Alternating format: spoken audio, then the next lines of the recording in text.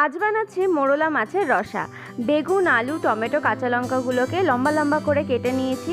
এরপর কড়াইতে সর্ষের তেল দিয়ে নুন হলুদ মাখানো মাছগুলোকে হালকা করে ভেজে তুলে নেব। কড়াইতে আরও খানিকটা সর্ষের তেল দিয়ে সবজিগুলো দিয়ে দিলাম। এরপরে এর মধ্যে দেব নুন আর একটু বেশি পরিমাণে হলুদ, আর একটু নাড়াচাড়া করে ঢাকা দিয়ে রান্না হতে দেবো 15 মিনিট, একদম লো ফ্লেমে। এরপর নিয়েছি 1 চামচ মতন রাঁধুনি। তো রাঁধুনিটাকে এইভাবে আমি জলে একটু ধুয়ে নিচ্ছি। উপর থেকে রাঁধুনিটা তুলে নেব, আর যা নোংরা থাকবে সেগুলো নিচে পড়ে যাবে। 15 মিনিট পরে ঢাকনাটা খুলে নিলাম। সবজিটা অনেকটাই সেদ্ধ হয়ে গেছে। এরপরে আমি এর মধ্যে রাঁধুনি বাটা, লঙ্কার গুঁড়ো আর একটু সামান্য জল দিয়ে মশলাটাকে একটু কষিয়ে নিচ্ছি। এরপর ভেজে রাখা মাছগুলোকে এর মধ্যে দিয়ে দিলাম। এবার হালকা হাতে একটু নেড়েচেড়ে নিতে হবে যাতে মাছগুলো ভেঙে না যায়।